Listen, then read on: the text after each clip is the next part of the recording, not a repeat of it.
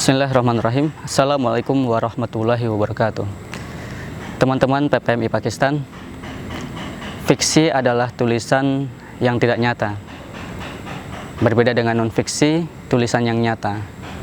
Sesungguhnya menulis fiksi itu lebih sulit dibandingkan menulis non-fiksi.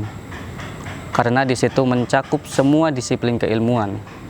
Karena di situ kita menjangkau sesuatu yang mungkin tidak terindra oleh kita atau belum terindra oleh kita, karena memang sifatnya yang tidak nyata itu. Jika menulis non-fiksi, kita referensinya ada, kita bisa meraba, bisa menjangkau dengan indera dan sebagainya, tinggal menuliskan, tinggal menuangkan dalam bentuk tulisan. Tetapi menulis fiksi, kita harus mengolah daya berpikir kita sejauh mungkin melampaui batasan indera kita. Ditambah lagi dia harus tetap dalam koridor logis kita, bahwa alur cerita itu tetap harus masuk akal. Nah, itu sulitnya. Makanya kemudian tidak heran ketika Umar bin Khattab mengatakan bahwa ajarilah anakmu sastra, yaitu diantaranya adalah bagiannya fiksi ini, agar anak-anak pengecut menjadi anak-anak pemberani. Adalah konteksnya bahwa sastra itu memang menghadirkan perspektif yang beragam yang memang memungkinkan kita menjadi pemberani.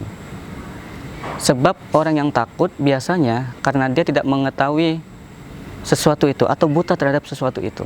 Kita biasanya masuk ke dalam ruangan itu gelap, takut kita. Tapi tiba-tiba lampu dinyalakan, seketika mungkin sedikit banyak kita akan menjadi berani. Nah, kira-kira demikian. Kita kalau menulis fiksi, baik itu cerpen, novel, dan sebagainya, kita harus mengetahui semua ruang itu.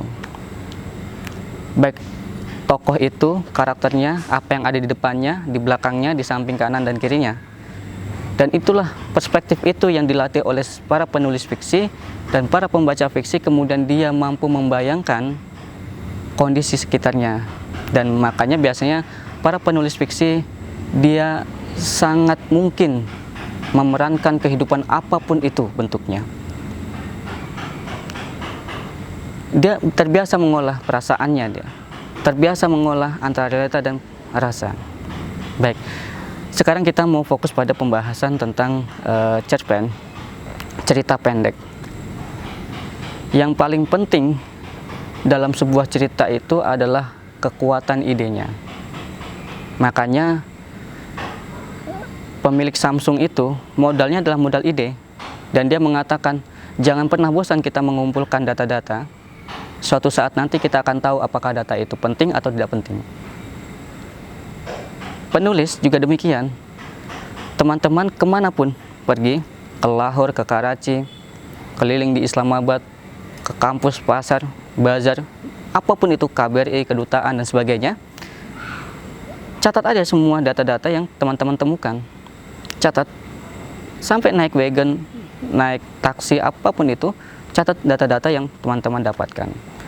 Mungkin teman-teman tidak pernah tahu apakah data-data itu penting atau tidak, tapi suatu saat nanti teman-teman akan tahu mana data yang penting dan mana yang tidak penting.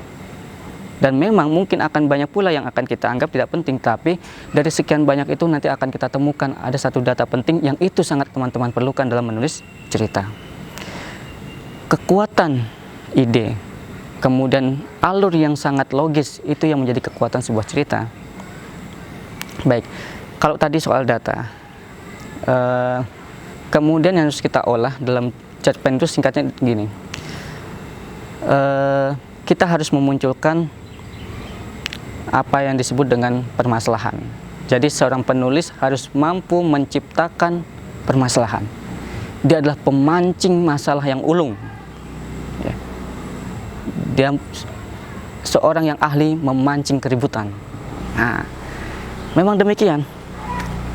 Penulis fiksi, sutradara, apapun itu, dia pandai menciptakan permasalahan. Dan permasalahan konflik itu tidak selamanya antar manusia. Kadang ada konflik manusia dengan dirinya sendiri, ada konflik manusia dengan orang lain, ada konflik manusia dengan alam, ada konflik manusia dengan Tuhannya. Dan itu sangat banyak. Teman-teman cari aja satu permasalahan, itu jadi bahan. Lalu setelah teman-teman temukan permasalahannya itu, teman-teman bikin alur ceritanya. Mulai dengan pertanyaan jika kursi yang saya dudukin ini tumbang, lanjutkan dengan maka, dan kemudian apa yang akan terjadi. Nah, begitu terus. Jika tiba-tiba hujan, apa yang akan terjadi? Jika bazar diledakkan, apa yang terjadi? Jika teman-teman terpaksa harus pindah kamar, apa yang terjadi? Dan banyak hal lagi. Munculkan semua permasalahan itu dan cari permasalahan yang paling penting yang jarang ditemukan dan menginspirasi. Sebab pada akhirnya cerita yang disukai adalah cerita yang menginspirasi, cerita yang dekat dengan para pembacanya. Baik, kira-kira itu sedikit gambaran, karena bicara tentang fiksi, kita tidak bisa bicara banyak teori. Teman-teman harus mulai melatihnya.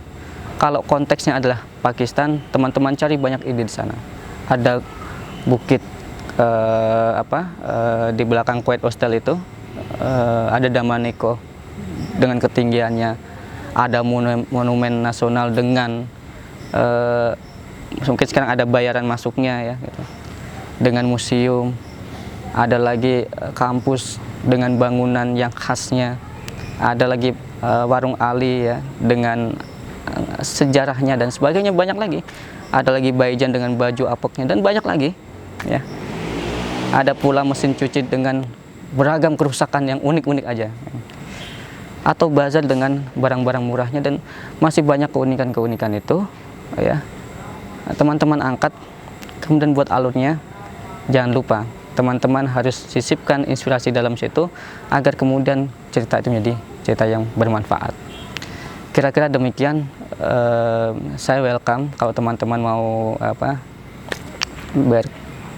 mengirimkan tulisannya, nanti kita sama-sama edit. Yang terpenting adalah mulai. Sementara ini yang bisa saya sampaikan, selamat mencoba, mulai. Jangan pernah bosan mengumpulkan data-data. Suatu saat teman-teman akan tahu mana data yang penting, mana data yang tidak penting.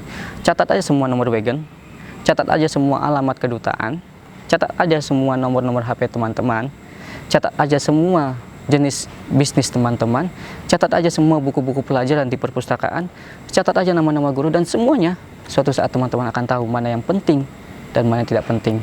Dan itu modal, itulah bahan untuk menciptakan cerita yang akan teman-teman bikin. Ingat, dulu guru besar di UI pernah berpesan bahwa kalau bayangan sepanjang badan, maka tulisan itu sepanjang bahan. Kalau tulisan berhenti sebelum bahan itu habis, maka tulisan itu dapat dipastikan akan banyak bolongnya.